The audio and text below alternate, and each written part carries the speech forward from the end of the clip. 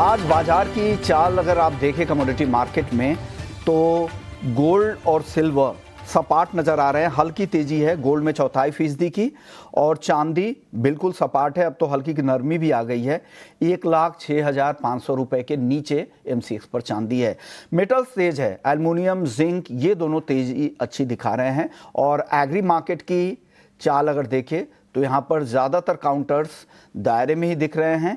हल्दी में थोड़ी तेजी है, थोड़ी खरीदारी कैस्टर में और कोकुड में है। बाकी सारे काउंटर लाल निशान में ही ट्रेड कर रहे हैं। लेकिन आपको करना क्या है, आज के लिए किस तरह की ट्रेडिंग रणनीति आपको बनानी है, तो शुरुआत कर लेते हैं मुनाफे की मंडी की। मैं हूं विष्णु मोहन और हमारे साथ दो मेहमान हैं। किशोर नारने हैं मोतीलाल ओसवाल से और साथ ही दिनेश सोमानी हैं प्रो इंटेलीट्रेड सर्विसेज से। आप दोनों मेहमानों का बहुत बहुत शुक्रिया। शुरुआत चांदी से करते हैं। किशोर सर, चांदी पर आपसे काफी समय से बातचीत नहीं हो पाई थी, क्या आउटलुक है आपका? थोड़ा पोजिशनल नजरिया बताइएगा, फिर आज के लिए ट्रेड दीजिएगा सर।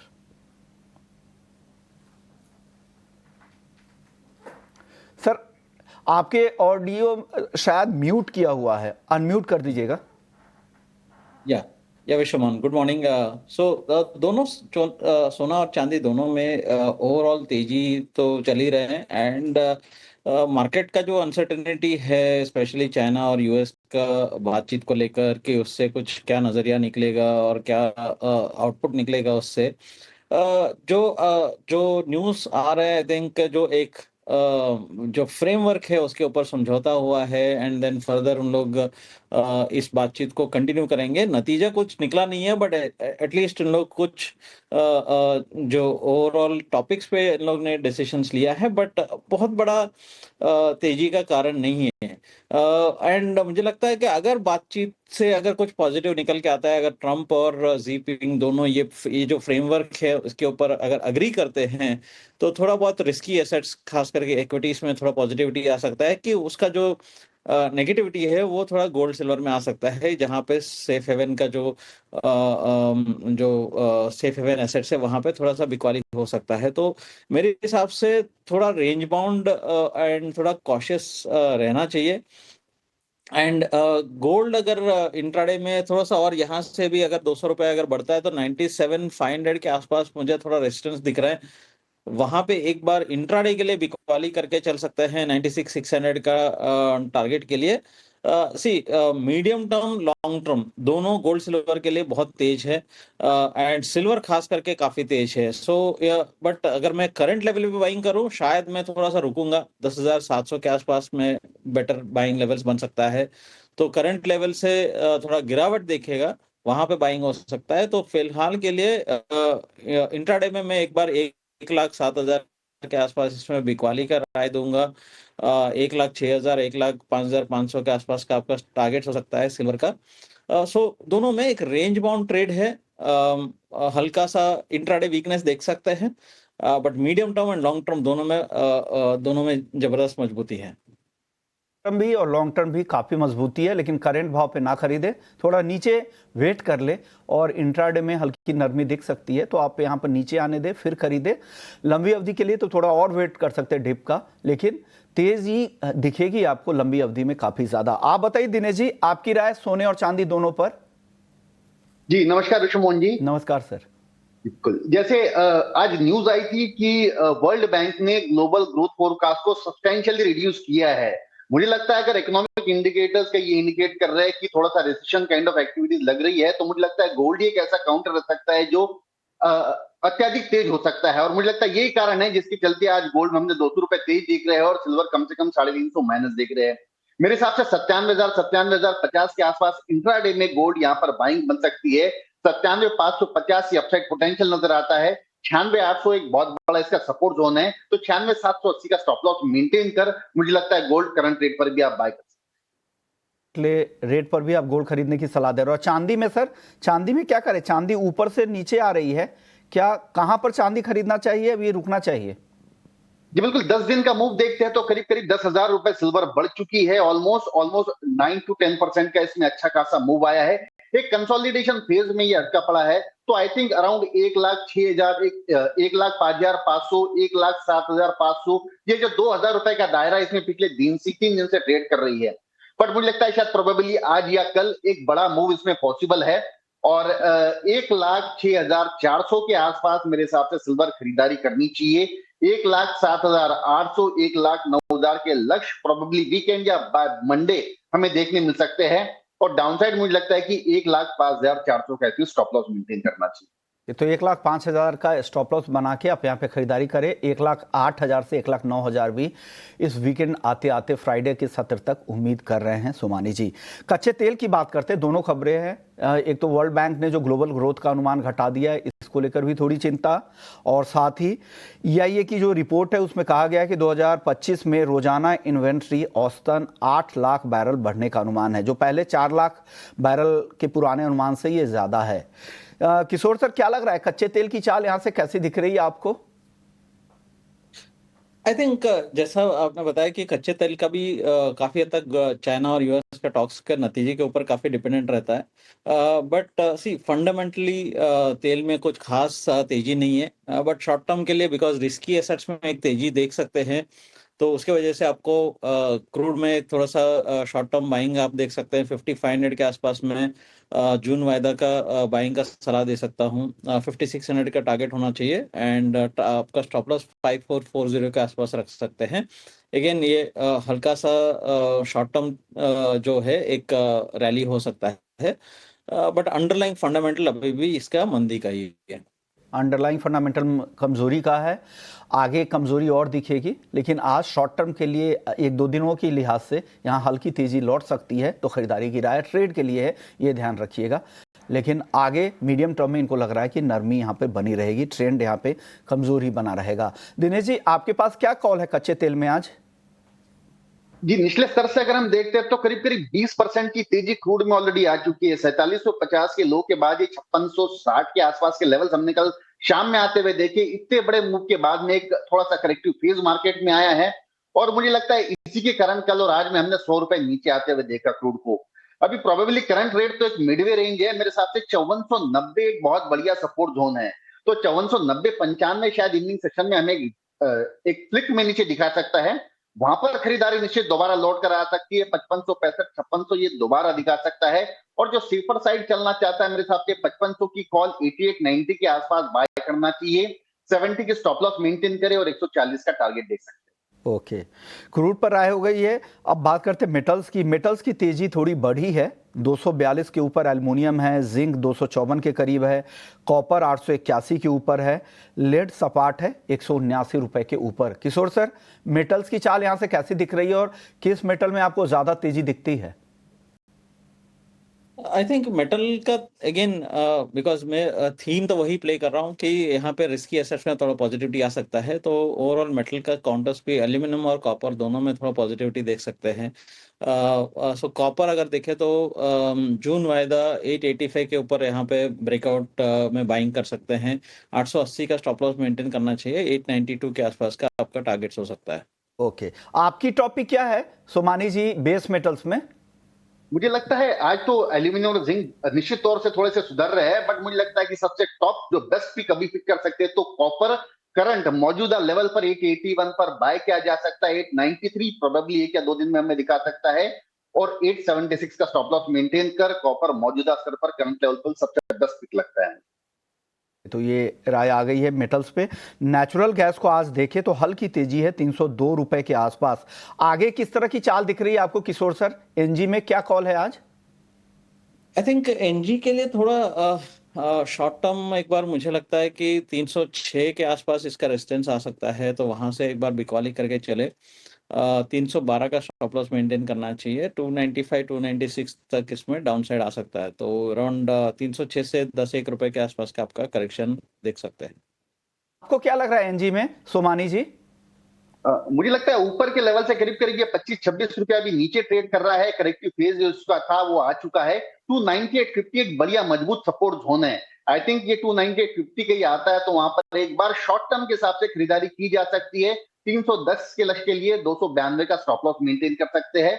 अगर कोई ऑप्शन में ट्रेड करता है तो 300 की जो कॉल है ये 13.5-14 रुपए के आसपास बाय करे। 8 के स्टॉप लॉस से अपसाइड मुझे दोबारा 20 नजर आता है। ओके, तो चलिए नॉन एग्री मार्केट पे बात हो गई है, वक्त है ब्रेक का। ब्रेक पे जाने से पहले किशोर सर आपका बहुत बहुत शुक्रिया, आपने नॉन एग्री मार्केट पे अपनी राय रखी। सोमानी जी आप बने रहिए, ब्रेक के बाद लौटेंगे तो कुछ इंटरेस्टिंग खबर हैं जो आपसे भी जानेंगे और पाम को लेकर खास रिपोर्ट लेकर आ रहे हैं। भारत में पाम प्लांटेशन में लक्ष्य से कम क्यों खेती हो रही है और क्यों पाम के दाम गिर रहे हैं इंटरनेशनल मार्केट में, क्या रिपोर्ट है और आगे क्या कुछ हो सकता है बताएंगे आपको। तमाम खाने के तेल पर, मसालों पर, ग्वार पर भी राय देंगे। लेकिन ब्रेक पर जाने से पहले आपको बता दें कि ईटी नाउ स्वदेश की खास मुहिम, किसान की आवाज़ स्वदेश की आवाज़ बनाने के लिए हमने ये मुहिम शुरू की है। अब हर खेत की कहानी पहुंचेगी सरकार तक, पॉलिसी मेकर तक। खेती किसानी से जुड़ी हर परेशानी हमसे साझा कीजिए, भेजिए अपना वीडियो बनाकर अपने खेत का, अपनी खेती का जो भी दिक्कतें हैं वो वीडियो के जरिए या टेक्स्ट मैसेज के जरिए आप हर शिकायत हमसे भेज सकते हैं और आपकी शिकायत हम सरकार तक पहुंचाएंगे और आपकी आवाज़ को मिलेगा स्वदेश का सपोर्ट, क्योंकि किसान सिर्फ अन्नदाता नहीं, भारत की रीढ़ है। आप 9136934035 इस नंबर को नोट कर ले और अपनी समस्याएं इस नंबर पे आप हमें भेज सकते हैं। चलिए वक्त है ब्रेक का, ब्रेक के बाद जल्द लौटते हैं।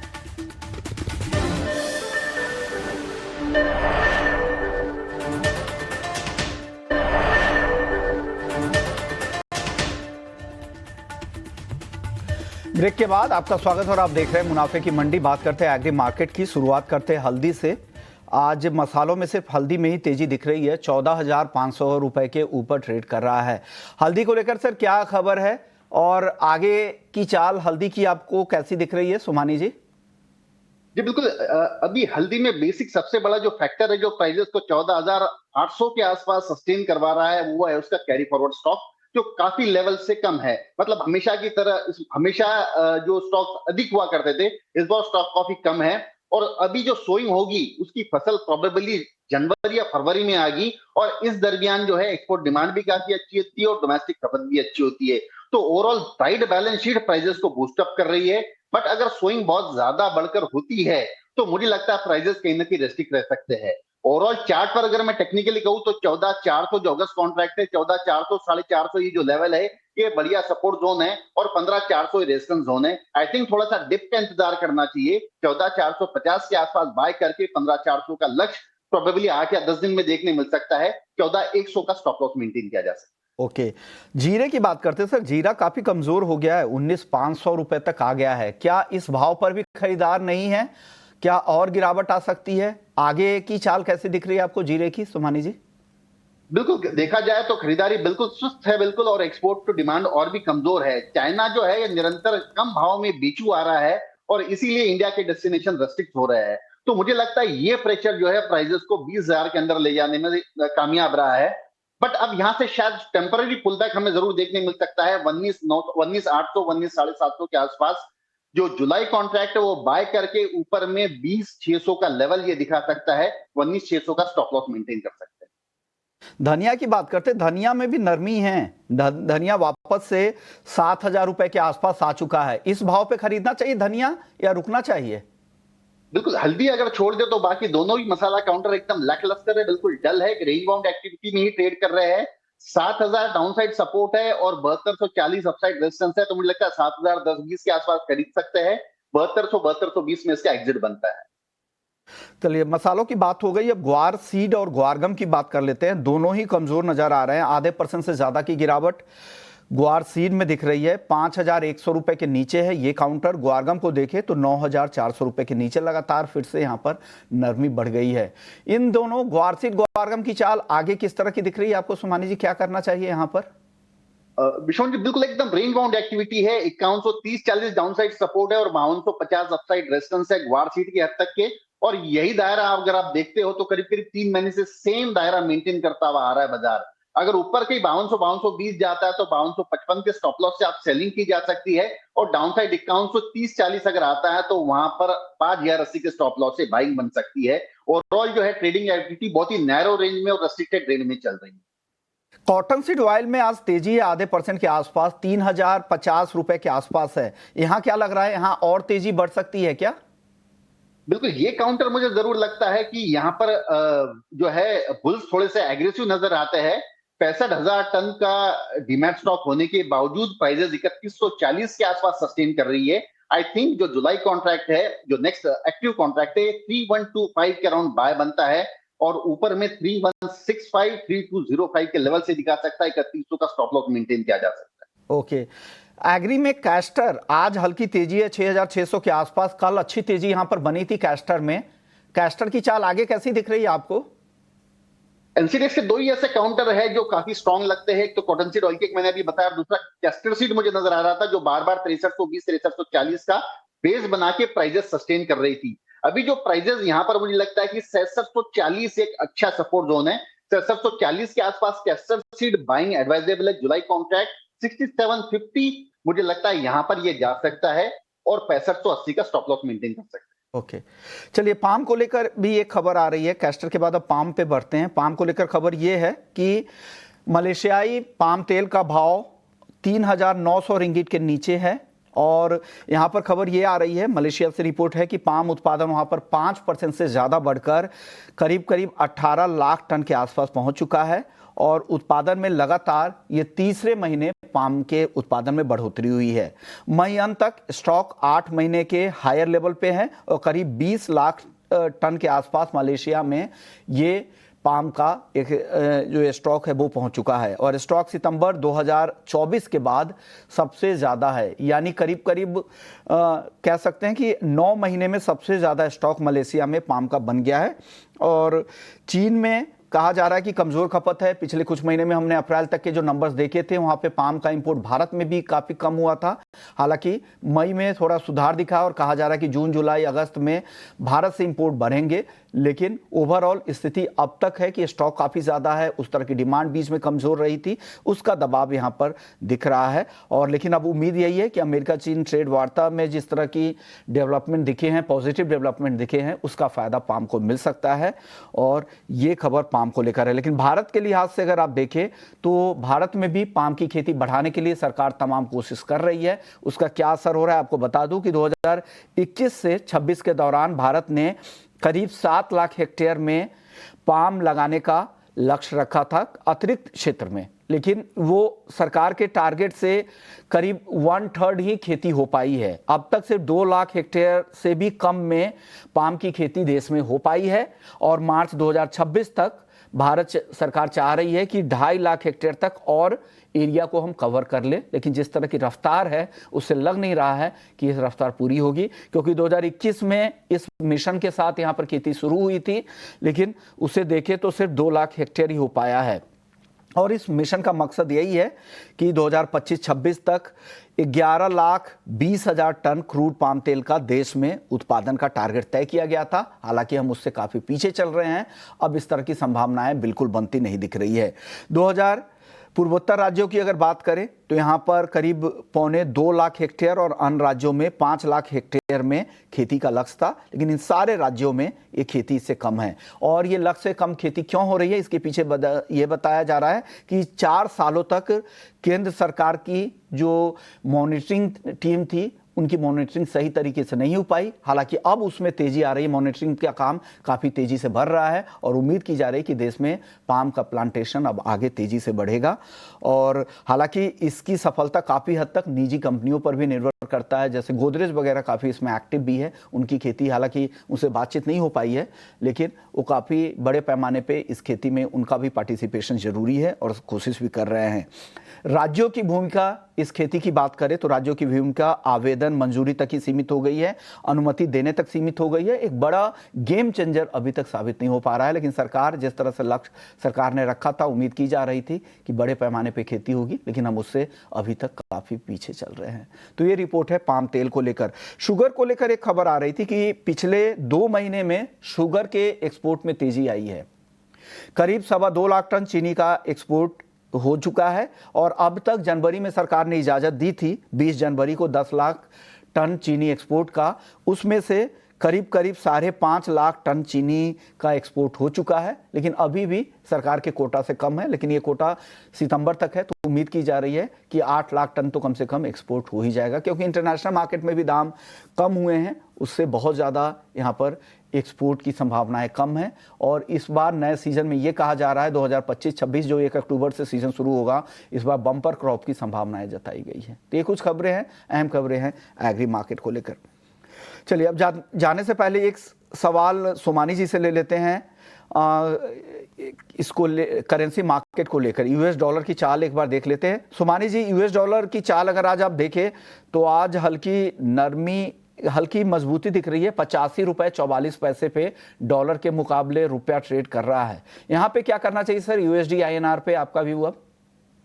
जी बिल्कुल, मुझे लगता है कि अब ये रेंज बाउंड एक्टिविटी में फंस गया है। जो इनिशियल मूव आया था इसमें, जो हमने 88 के आसपास के लेवल्स देखे थे, वहां से ये कंसोलिडेट करके 84-30 के लेवल्स के आसपास से दोबारा घूम कर 86 के आसपास गया था। अभी जो 85-44 का लेवल है, मेरे हिसाब से down side max to max 84-80 आ सकता है और अपसाइड 86-40 जा सकता है। इस ₹1.5 के दायरे में मुझे लगता है आने वाला एक महीना इसी दायरे में ट्रेड करता हुआ नजर आता है।